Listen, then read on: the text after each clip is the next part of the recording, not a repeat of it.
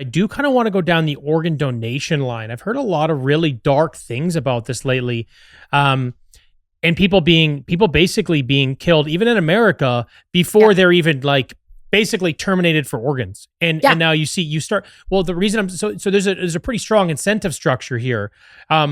Can you sort of explain a little more about maybe the connection between these two, and then just how big a mess it is? Because, it's interesting. When I was growing up, you're like, oh, donating your organs. And I'm talking when I was a kid, like 20 years ago, 25 years ago. I know what you're saying, yeah. You go, oh, maybe I would do that. And now I know enough about how the system works. I go, fuck that. Like you're just putting yourself in the line of fire. Mm-hmm. So could you dig down that line a little bit more, and then, again, kind of educate me on where things are at? Yeah, absolutely. So one of the biggest things I squawk about podcasters in America and other places talking about MAID, saying that Canada's the bad actor. America has 10 states in one jurisdiction currently doing this. You also have states within America. I've spoken and sat down with the United States State Department, and I've also spoken to Trump's right hand. America is expanding MAID at a pace that's horrific. And they have over 80 organizations in the World Federation that are pro-death, that are across the globe. So you know how we have the WEF and the WHO? They have like their own World Federation for these killers. And there's 80 of them, and 63 of them are actively involved in legislative work, whether it's in Australia, New Zealand, Canada, the United States, all across the globe. All of the death is expanding. And so what we're seeing right now, especially in America with these 10 states in one jurisdiction, is the same sort of thing you're seeing in Canada. These are supposed to be liberals voting for this, right? But in Montana, the people that just voted for it were all Republicans. So they have this idea that this isn't actually happening and organs being stolen aren't happening, when we know, if you just listen to there's a great journalist. Most people know her from Joe Rogan, but she's on Nat Geo. She's got a show called Trafficked, Mariana Van Zeller. She has shown that organ transplant and purchasing of organs and body parts is a massive black market in America. Absolutely ginormous. There's Facebook groups you can go on and buy pens with brains in them, like wallets with skin on them, like whole things. So there's a whole dark rabbit hole we can go down there. And I had Katarina Schultz on the show to talk about that when it came to Canada, because she's a journalist within Canada and talks about all these things. She's been on Sean Ryan having this conversation.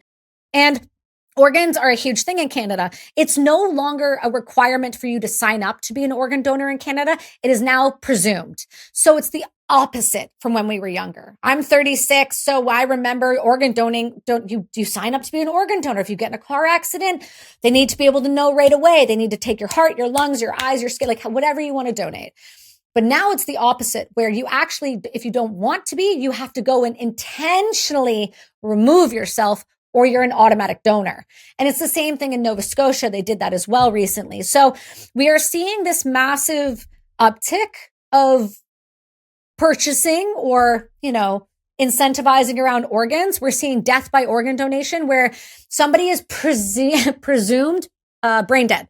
Here's the trick about that. That is not a medical term.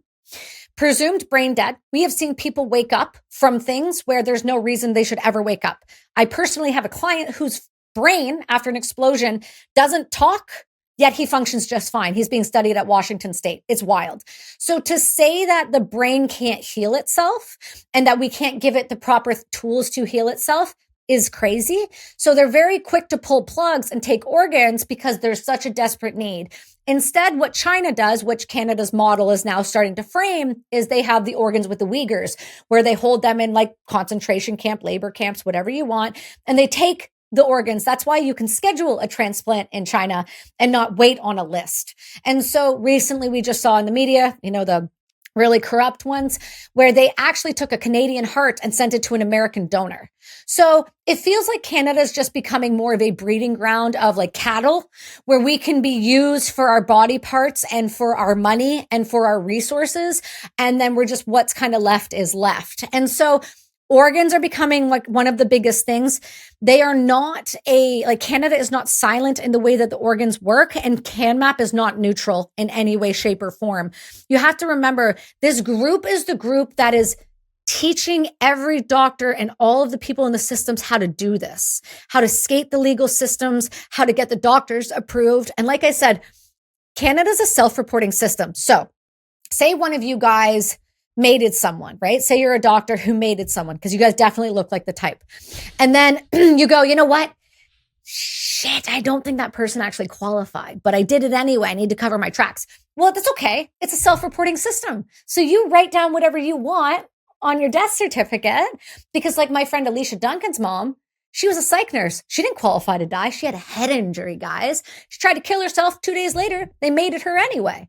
But that was a psychological disorder, right? And we actually have her autopsy to prove that the heavy lungs exist in Canada. So she was paralyzed and she was drowned to death in her own fluids. So the organ thing is Health Canada and Canadian Blood Services and CanMap. So they have all partnered together. I did a Substack on this one specifically on September 8th on my Substack. I just pulled it up so that I could reference it.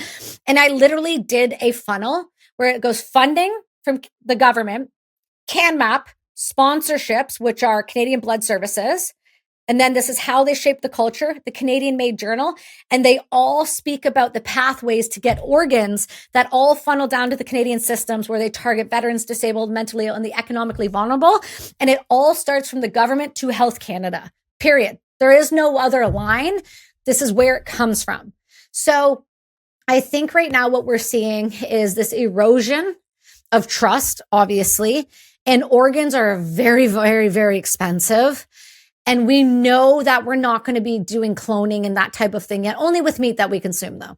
So with organs, we're really just looking, how do we get people to be willing to give them to us? And the way you do it is by making MAID available for every citizen in the country and saying the only way you can sign up for MAID, which is true, is you have to be willing to be an organ donor. Whew.